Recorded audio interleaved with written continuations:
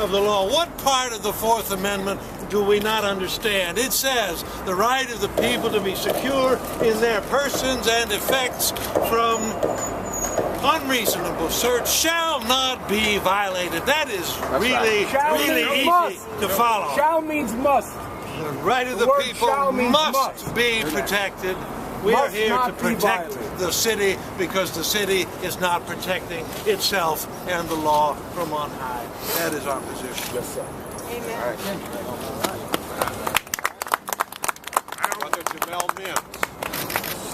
So, as a youth growing up in Washington, D.C., I grew up with the constant fear and increasing run-ins with police enforcement and law enforcement. I went to a private school on the other side of town, so it was a matter of happenstance that I would continuously be harassed by Washington, D.C. Metro cops, asked for ID, told I did not go to the school that I went to. Things kind of came to a climax after I earned a Fulbright grant to study in China.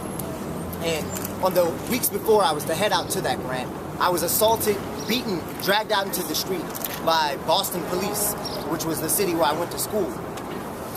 So they don't do background checks before they drag you off into the street. And this isn't a thing about good cops or bad cops or decent kids or bad kids. As someone who is coaxed and coached by their mother, who's had the talk about how to interact with law enforcement, this isn't a thing that had anything to do with knowing your rights or being a decent kid.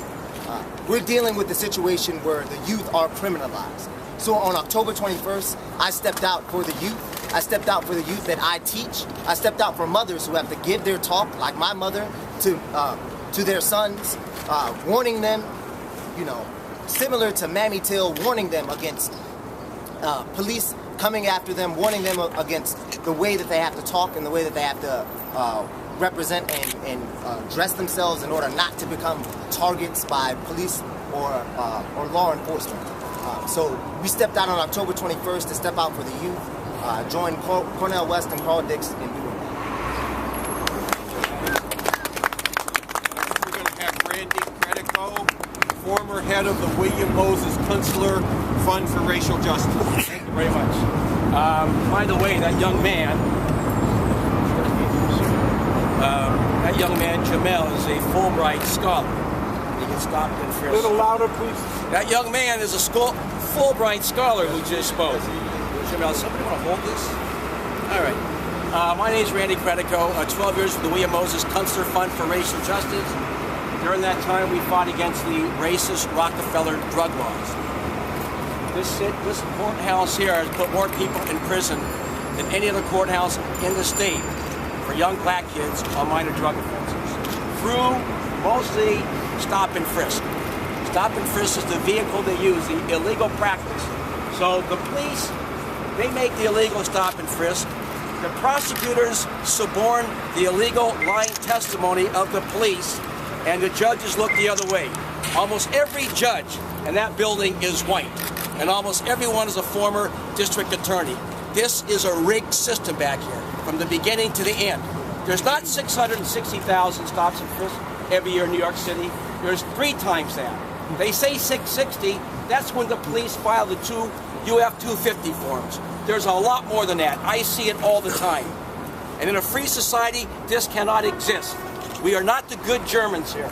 We are going to, because it could happen to Jamel, it could happen to me and everyone here if they're going to violate the Fourth Amendment. So we should all be together on this, because we look the other way because it's a young black man, but it can happen to anyone here, and we got to fight against it, and we are. Thank you. A lot more than that's going to be happening to everyone here if we don't wake up. Okay. James Brentos, professor at John Jay College. Hi, I am Jim Brentos. Wake up. College. I'm an academic, a sociologist. It's time for the academics, public intellectuals to take stands on this. As a human being, we also need to take stands because it's simply bullying, pushing people around. I'm also a member of the spiritual progressives, and out of love and concern for our fellow human beings, all of us, as Randy said, need to stand up because we are all part of this system, and we all could be part and make it. so is an American Jew, and all of us, white ethnics, blacks, Hispanics, Asians, we are all part of this struggle, and we hope you'll join with us. I don't need to be told when to talk. Next we have Deborah Sweet from World Can't Wait, another one of the arresties. Please, I don't need your advice. I'm like a grandpa. Organization Give me a break with your all over this mindset. country You're helping me. working to stop the crimes of our government in Afghanistan, in Iraq, in Guantanamo, in a huge U.S. military prison in Bagram, and in secret black sites around the world. We had to take a stand on the stop and frisk that's happening right in our neighborhoods. We see the results of this police state mentality every day, racially profiling and directing the suppression at young men of color, just as the United States is doing around the world, in pulling in hundreds and hundreds of Muslim men only into Guantanamo, 80% of which have been released with no charges. We are working to change the climate in New York City so that no longer will the police be able to carry out these illegal, unjust, immoral, and unconstitutional stop and frisks. And I am proud to be standing with my sisters and brothers today on trial for this action. We also have DJ Magnificent from the Zulu Nation, and also one of the arrestees. We out here gotta stop and frisk. My beef is I was on the corner one morning. The cops come ask me. I said, well, I live here. They said, show me where you live. They took me down. They poured a teapot on the stove, poured the hot water on me. Made my friend stand next to the oven. So we arrested for that. Then after that, we kept protesting. I was arrested 68 more times. So we gotta stop and frisk. Peace. We also have Reverend Earl Cooper Camp from St. Mary's Church, another one of We gotta stop and frisk. We gotta stop it now. I'm Earl Cooper Camp from St. Mary's Church in West Harlem. Across the street from my church is a precinct. I've had police officers come over and tell me I did not become a police officer to hassle young black and Latino kids. And yet it's the policy of the white church, it's the policy of NYPD to continue to racially profile young African American and Latino kids. That's why we're here today, to send the message at the top of this department. It's time to stop and frisk. Literally, almost 2,000 people a day are stopped and frisked in NYC, here in New York.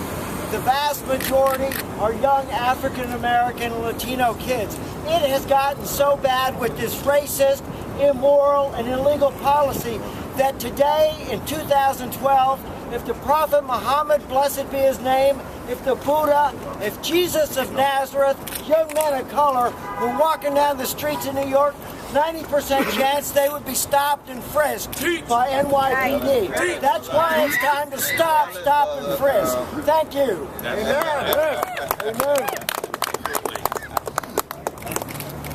Okay, we got another arrestee here, Brother John, who has a story to tell.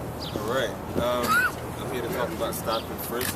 My name is John. I'm another young black youth from the city, Brooklyn, New York. I've been stopped countless times by police since high school. I'm a former Navy veteran. I come home the same thing. It's like it just doesn't matter. I've been stopped by police, me and a friend, going to get Chinese food. And for them to get us out of the cuffs, even though we haven't committed any crime, they told us to dance in order to get out of the cuffs. This is not slavery in 1850 or before that. You know, we're living under a very oppressive system. This is supposed to be the free world, but yet you're asking me, where am I going? Where am I coming from? It's not even a concern. I'm a human being walking and minding my own business. I shouldn't be harassed by the police on a daily basis. And multiply me by the millions of other young black men in the city that get stopped and frisked every day. And how many get arrested for erroneous charges?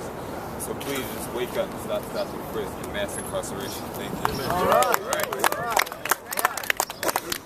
Also want to bring up another arrestee, Matthew Sway.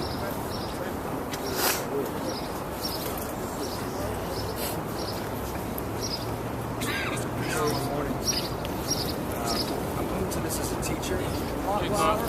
coming to this as a teacher. I was teaching 7th grade, watching the young men in my class come to school increasingly demoralized, detached, having all kinds of psychological problems, having to be medicated because of the police terror that they endure on a daily basis. You don't stop 700,000 people for 800 guns. That's horrible math. Gun buybacks work wonders. They're free, they're voluntary, they're cheap. And you get a lot of guns off the streets. It's not about guns. It's quite obviously about skin color. It's about super Nazis. And the pink people of the city need to stand up for the black and brown people of the city. And it's happening. We're doing it by filming the police in their actions and documenting the new Jim Crow. Thank you. Yes, yes. We have one more brother who got arrested. This is a brother who decided not to get arrested on October 21st, but the police waded into the crowd and arrested him anyway. Brother No Chan. So I'm No Chan, known to some as 36. I grew up in the Bronx, and I remember getting stopped and thrown against the wall as I used to walk to work or walk home from work. As I used to get changed to people in the streets, I would get accused of selling drugs, going to the walls, slapping upside the head by police. But I didn't just come into this fight as a young, frustrated, angry boy from the Bronx. I am all those things. But I also came at this as a revolutionary. And I've been putting myself out there, standing up against the police and the way they criminalize our youth for a while now. And when Cornel West and Carl Dix put out that call, I saw a tremendous opportunity to come together with people and get on the offensive politically around stopping Frisk and to target it right at the source, not just wait for them to do their crime, but to actually go to the source and say, we're not gonna wait for you to make your crimes you do all the time. We're gonna stop you. And that's what people were out there doing. Howard asked to join the march and to help protect people from being violated by the police who were not there to commit civil disobedience. And they moved at somebody in the crowd and got me instead. So I'm up here today. They're trying to add charges together on my case from other arrests so they can single me out for the role that I played in trying to inspire young people to take a stand against the way that they're criminalized and brutalized every day under the system. Yes, sir. We've got a few of the sisters who got arrested with us here. First, Elaine Brower. World Can't Wait. Good morning, everyone. I'm here today because I was arrested on October 21st. And my position is, as a middle-class white woman from Staten Island who comes from a family of NYPD officers, I stand up against stop and frisk. This policy is racist, it's immoral, it's illegal, and what it does is it railroads our youth, especially black and Latino men and women, into a system that mass incarcerates people across this country. The NYPD is specifically involved in racial profiling, which we do not want. It violates civil rights. It doesn't violate mine, but it will violate mine because it violates everyone else's. And we must stand together in unity. I may not be walking down the street and I may not get stopped, but I know my brothers and sisters will. So I'm here to stand with them today, and I will do this until this illegal racist policy ends. All right. Okay, we also have Nellie Hester from the Harlem Tenants Union. All right. Occupy Harlem. And Occupy Harlem. Good morning, everyone. I, too, was arrested, and I made that decision as a mother of two young men, 33 and 37 years of age, both of whom have been stopped and frisked. This is an epidemic of proportion that is totally out of control here in New York City when you think of over 700,000 young people having been stopped and frisked, and of course over 50,000 marijuana arrests here in New York City. It is a pathway to the prison industrial complex for so many of our young black and Latino men who haven't even had a start and their future and what they're going to do, and they're coming into that with a criminal record, and we have to stand together. This is racial profiling that has an impact on all communities, immigrant communities, black communities, Latino communities, and we all know that once it starts, it will catch up with the white community. And the tragedy could be as severe as that of Trayvon Martin, because that is how it spirals out of control. So we're here today to stand firm in unity and solidarity in the criminal injustice system. Thank you so much.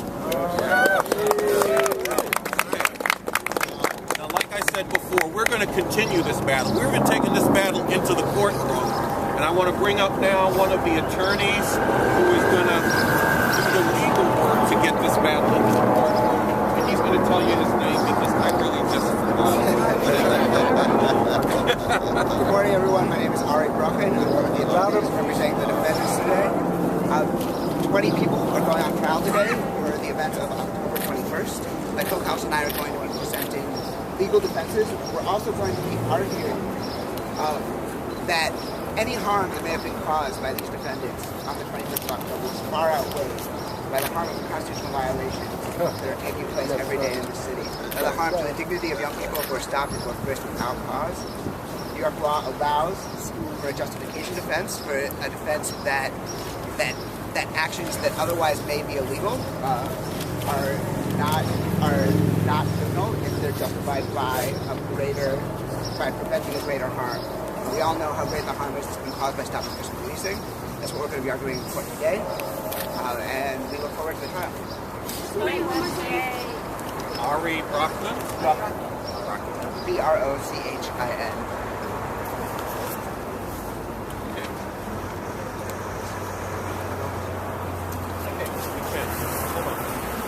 This battle is not over. We're going to carry this forward into the courtroom. We have cases coming up in Queens on June 1st, in Brooklyn, May 30th.